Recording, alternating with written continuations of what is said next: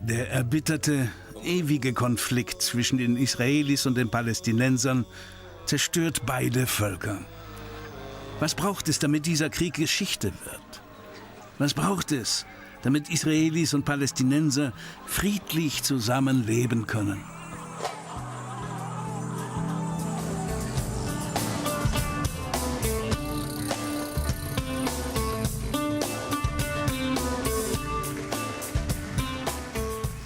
Diese Band mit Mitgliedern aus beiden Lagern könnte zeigen, dass es möglich ist. I eat my TV dinner as I watch my TV war. My guests must hang neatly on my tightly sealed door. And I'm really, really wondering, can this possibly be me? As I watch my lovely neighbors being blown up on TV. I see the never.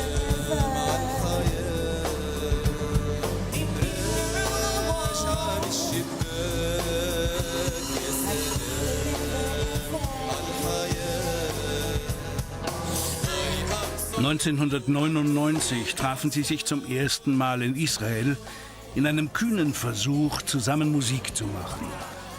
Die Intifada brach wenige Monate später aus und ließ sie wieder verstummen. 5 Jahre lang konnten sie sich nicht mehr treffen. Doch nun sind sie hier in der Schweiz und spielen auf der gleichen Bühne.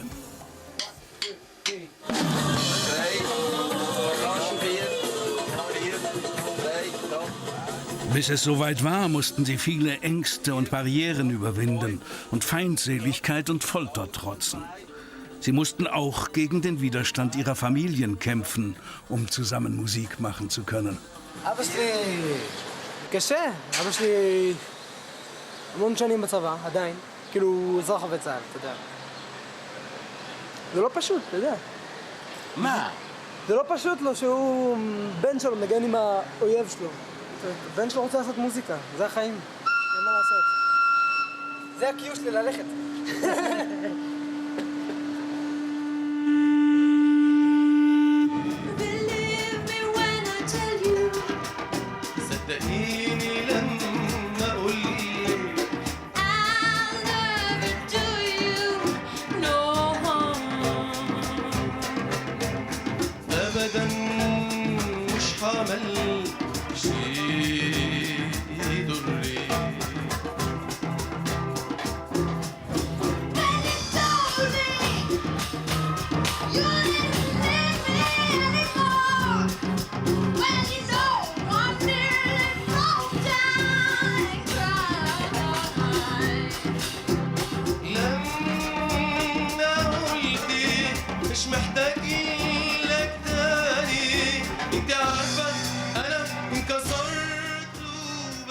Im Jahr 2000 habe ich die Mitglieder von White Flag zum ersten Mal gesehen. Sie erschienen mir wie ein Wunder in der israelischen Landschaft. Ein einzigartiger Mix aus jüdisch-israelischen Musikern aus Tel Aviv und muslimisch-palästinensischen Musikern aus den Flüchtlingslagern in Gaza. Sie sangen den Beatles-Song Oh Darling, ein mutiger Protest gegen die Politiker auf beiden Seiten, die den Krieg zwischen Israel und Palästina schüren. أنا من فلسطين انولدت في غزة لكن برضو الجد والجدة أصلهم من سلمة. أنا طبعا زيهم من غزة زيهم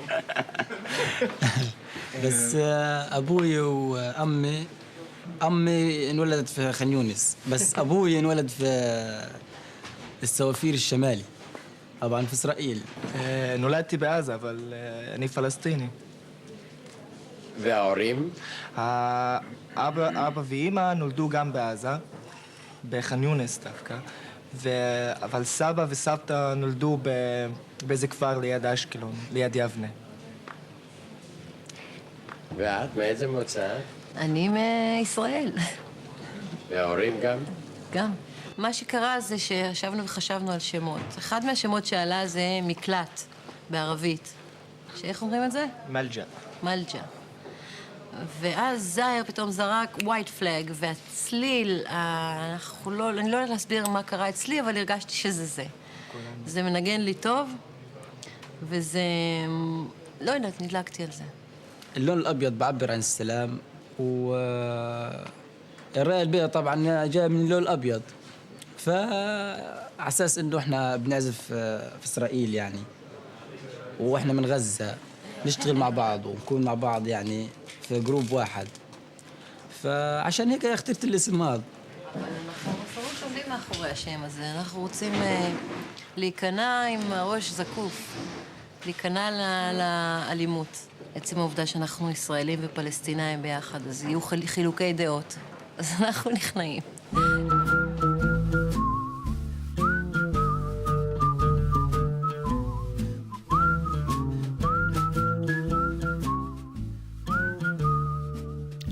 Seit den Anfängen der Menschheit gibt es Feinde. Und jeder Feind hat seine eigene Fahne. Sie repräsentiert seine Identität, seinen Stolz und seine Ehre.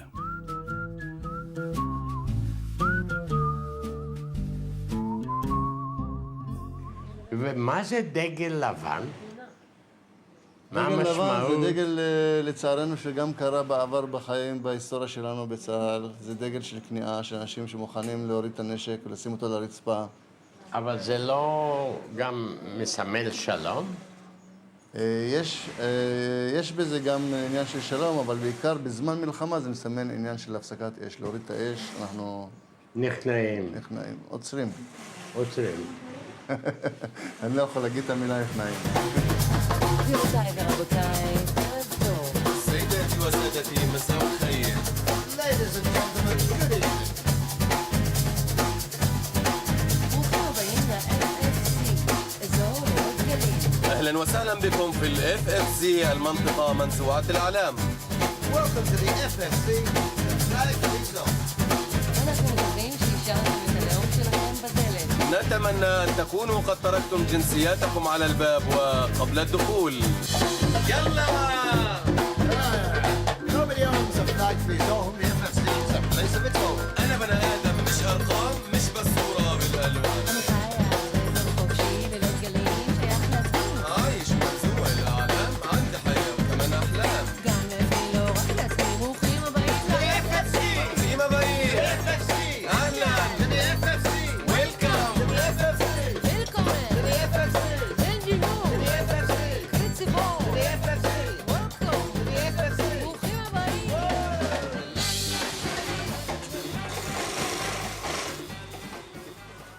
יש פה להקה ששמה, להקת מוזיקה, כן. ששמה דגל לבן. דגל לבן? כן. שזה להקת מוזיקה, חלק ישראלים וחלק פלסטינאים מעזה. כן. כן. יכול להיות נחמד. מה? נחמד?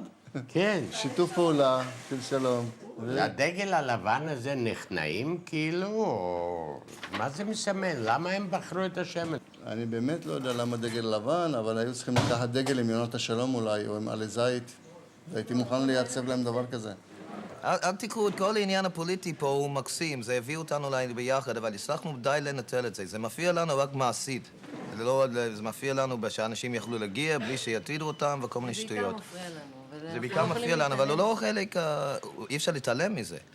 הוא קיים, אבל זה לא מה שמניע אותנו כשאנחנו בחזרה. מה שמניע אותנו בפירוש זה מוזיקה וחברות. אנחנו באים לחזרות, אנחנו לא מקבלים על זה תשלום, אנחנו לא חיים מההרכב הזה. אנחנו מקווים יום אחד, כמובן, להיות מיליונרים מההרכב הזה. אבל כרגע זה מוכרח להיות האמת שלנו, אם אנחנו משקיעים בזה את מה שאנחנו משקיעים בזה, כמו שאנחנו משקיעים בזה. אנחנו הולכים להראות שיש חיבור. אנחנו רוצים להראות לכולם שזה אפשרי.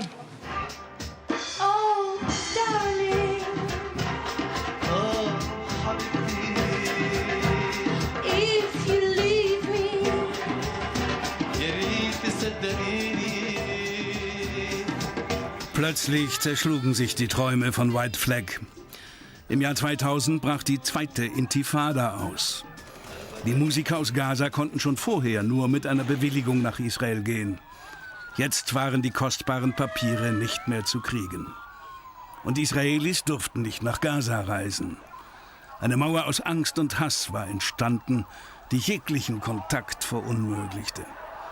Die Bandmitglieder sahen sich 5 lange Jahre nicht mehr.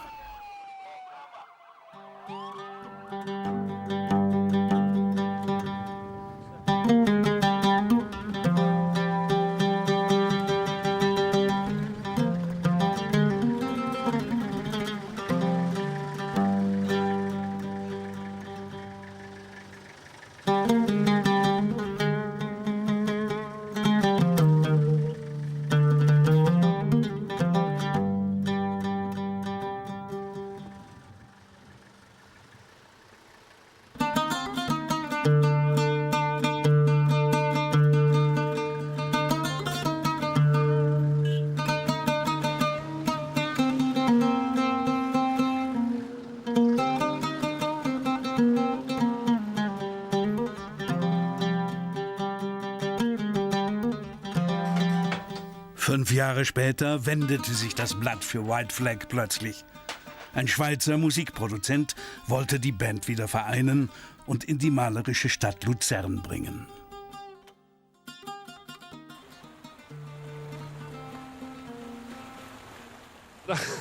What I learned in that project, first I thought it's only a music project. It's a complicated music project, but I'm a music producer.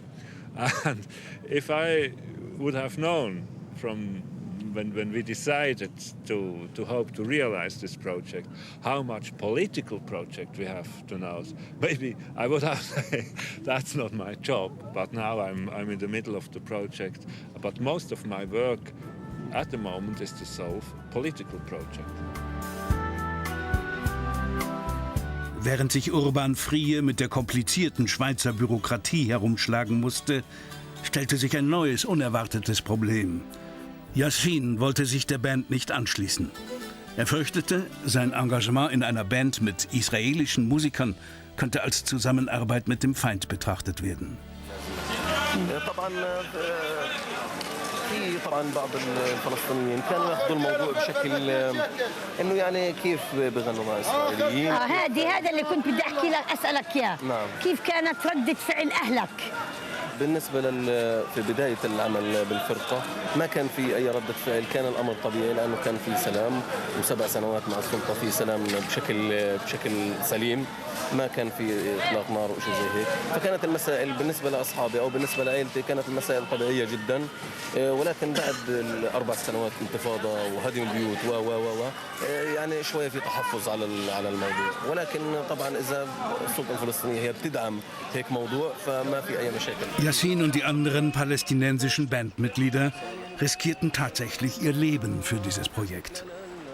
Sie mussten damit rechnen, dass gewisse Leute und Gruppierungen sie für Verräter ihrer Sache hielten. Deshalb ist es so wichtig für Yassin, dass die palästinensische Autorität das Projekt offiziell anerkennt und unterstützt. وقفت الحلواي وقفت على المراي تاري في المراي عم يتخبى القمر شربت الحلواي شربت من كوباي شافت في الكوباي شافت البحر.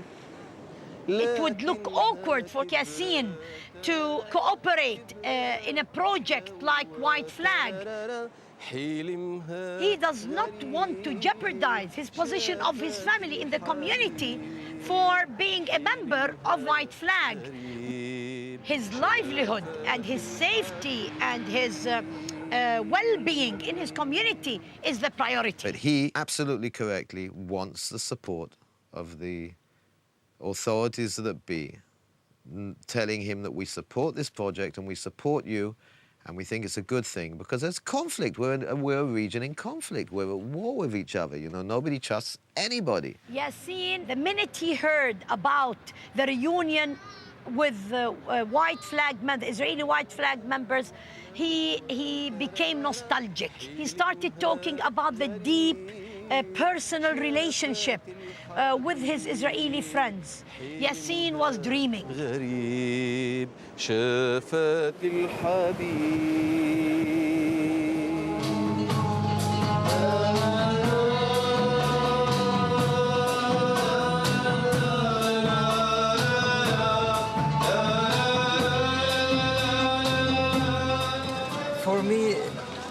because the Israeli people, like Mark and Gani and all the group, there is no nationality like this. Some people say to me, you know, how can you play with these people? And I say, fuck you, you know. But I can do that in Israel. Maybe in other places you can't, you know. Sometimes, you know, sometimes I think about Yassine thinking. Because this is necessary to make cover, you know, political cover. It's good. What we hope that our Minister for Foreign Affairs will agree that it's a Swiss project. All the musicians from Israel and from the Palestinian part, they are invited officially by Switzerland. In dieser idyllischen und friedlichen Umgebung kann man sich die blutige Realität im Nahen Osten kaum vorstellen. Und man kann noch weniger verstehen, dass sie Menschen dazu bringt, andere zu verraten, um überleben zu können. I'm not afraid to play with any Israeli musician, but we're in a conflict and there are different rules, you know. There are so many spies. I mean, the poverty, man, poverty, closure, depression, everything. I mean, if you come to a worker and tell him you wouldn't get your permit to work in Israel unless you tell us about this guy living nearby. So he says, I have these 10 kids, my wife, and the things I have to do, and this guy disappears. Okay, this guy disappears, they kill him or whatever, but I'm not going to lose my kids and my job. That's how it works. There are phenomena of Palestinians work for the Israeli security, a big phenomenon. I understand. Now if I meet Mark, I understand it and I justify it if my neighbor would think, something wrong about what this guy says. How comes that this shadidis are going to Israel and playing music? This is a big question. I really do. I even justify when I was present investigating me. I mean, I understand the people. 100%. They want to do their job. They do it wrong or right, this is another argument.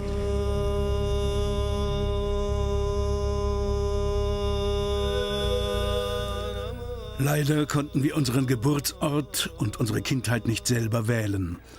Auch nicht die Personen, die uns erzogen, manipuliert oder indoktriniert haben. I was born in Khan Yunis refugee camp. Well, I knew that I hated soldiers very much. But as a child, I had a lot of questions, and I knew somehow at home that it's not the right thing to hate people according to their religions, but according to what they do and their behavior. So I didn't find a problem to deal with Israelis or Jews. I'm not happy now, looking back to my childhood, because I believe it was not the right one. And it was not fair, I would say, my childhood. A fair life, you know, having fun, living life as happy children, not dealing with blood and destruction.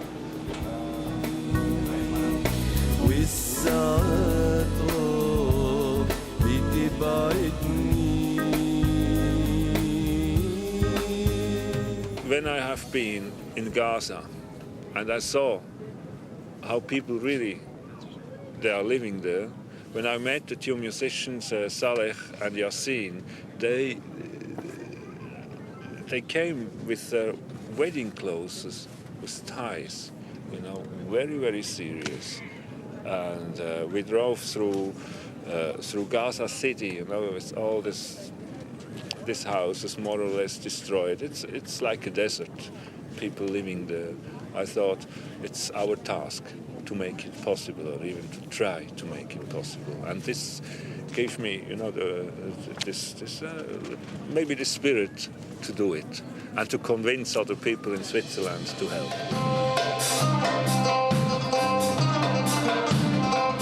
I really never said, you know, that White Flag was finished. And you ask anybody who's ever asked me about the band, I always said that one day this band is going to come back alive. It didn't die a natural death that bands die. It's still there. The energy, it was cut off, you know. It was like somebody pulled the electricity out of the socket and it went...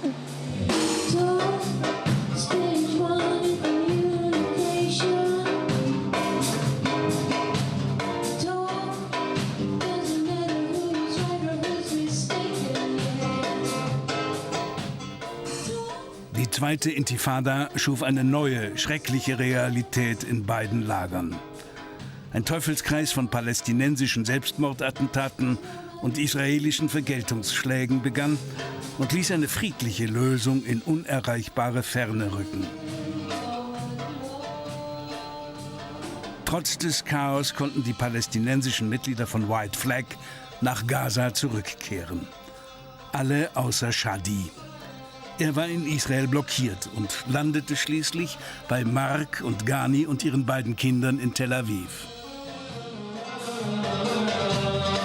בכל זאת שכשהייתי בכיתה א', שאלו אותנו על הקטע של הערבים כשהתחילה האינתיפאדה, ששדי כבר בדיוק גר אצלנו, וכל אחד אמר לדעתו, וחלק היו, זה מגעיל ערבים, זה, ובסוף אני אמרתי, לכל אחד יש זכויות. גם ילדים דיברו ערבים, האויבים שלנו, כן.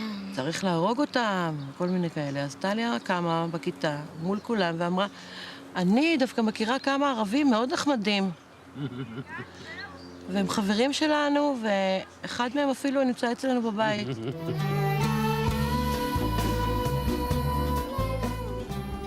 Dank den gemeinsamen Bemühungen seiner israelischen und palästinensischen Freunde landete Shadi nach einer endlosen Odyssee in der Schweiz. Nun wartet er im Flughafen Zürich auf Mark, Ghani und ihre beiden Mädchen. Er hat sie 4 Jahre lang nicht mehr gesehen. I'm really excited more also to see the kids because for years I didn't see them. And at a certain time they were the only family I had. They reminded me of my little brothers and sisters I couldn't see. At the time I was staying with Mark and Ghani. And they're very important to me and I'm excited really to see them. All of a sudden we're in the middle of a war.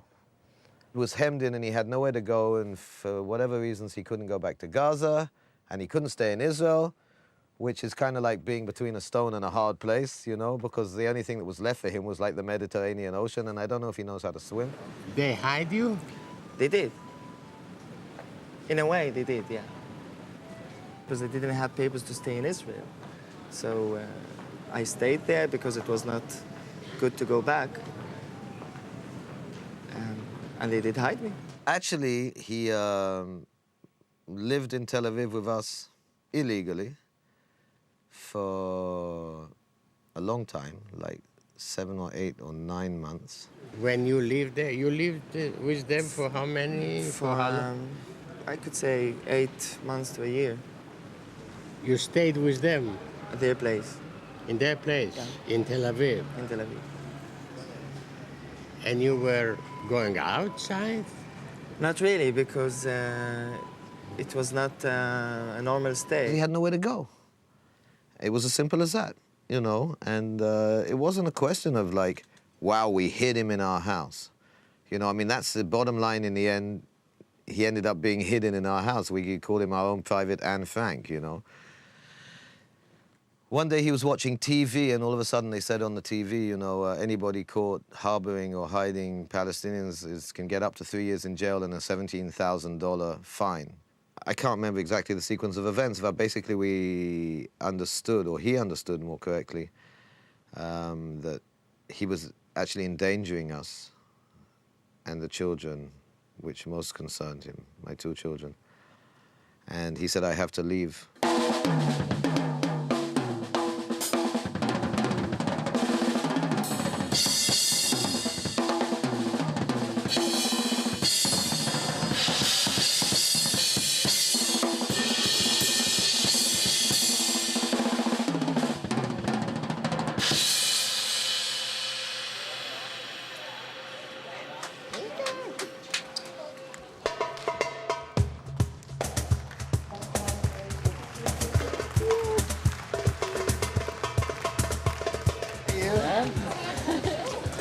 How you doing? Very fine.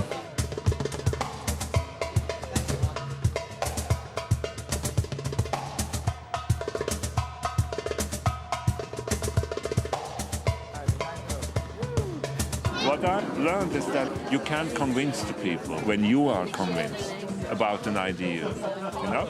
Because I had no music. I just had this story I phoned to the people and asked them, listen, I heard the story about White Flag. I never met the musicians. I have no idea what the music is, what the quality is, but I think it's a good project. You have helped to realize the project.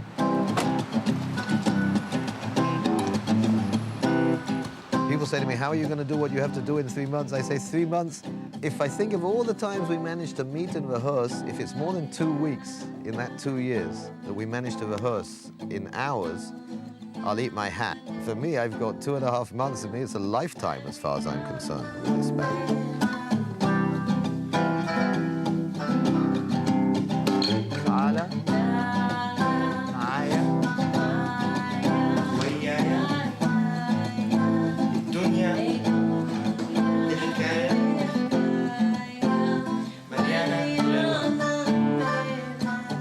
Come with me. Life is a story full of colors.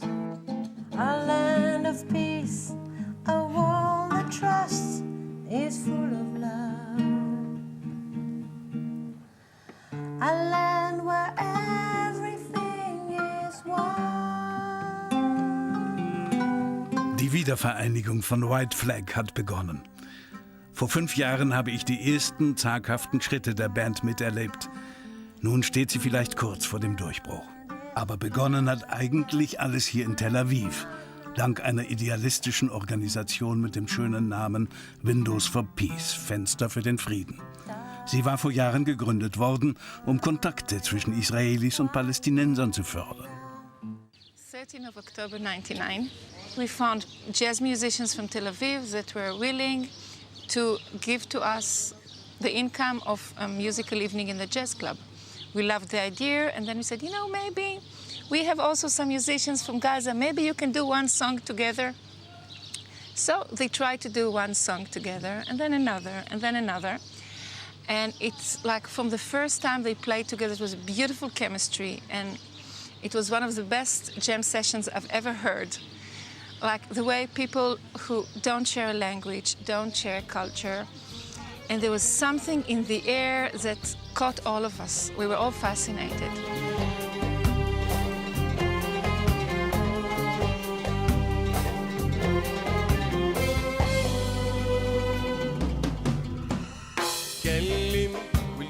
As an organization, we thought it would be a wonderful idea to have it as part of what we're doing. Because basically one of the goals of the center is to enable people to come and do things together. So we just did all we could to let it happen. It means that working so hard to get permissions for the guys from Gaza to enter Israel and to bring them from the checkpoints, which very often, you probably heard it from them, they could have got stuck for hours and hours in checkpoints. And then we hosted them in Tel Aviv so they can take the time to play, rehearse. And it was a wonderful, wonderful experience for all of us at Windows. These are some of the young journalists that in the past 10 years wrote for the magazine. I see Shadi here. Now he's in Basel. He's in Basel, yes. That was at the time that he was still active in Windows. Die Zeitschrift Windows, die Ruti zusammen mit palästinensischen und israelischen Teenagern herausgibt, feiert in Jaffa ihr 10-jähriges Jubiläum.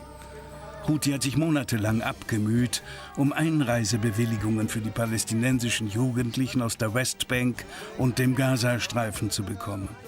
Trotzdem haben viele die nötigen Papiere nicht erhalten. I started Windows 15 years ago, many years after I finished my army service, but there was a direct contact because as many Israelis, until I reached 18 and went to the army, I knew nothing about Arabs or Palestinians. My knowledge came from what you hear through the media, what you hear when people are talking. The Arabs are the enemies, they all want to kill us, to throw us to the sea, we are the good guys, they are the bad guys. We are the survivors of the Holocaust. We deserve a country and for ourselves. This is the only way we can be safe. And whatever price others have to pay,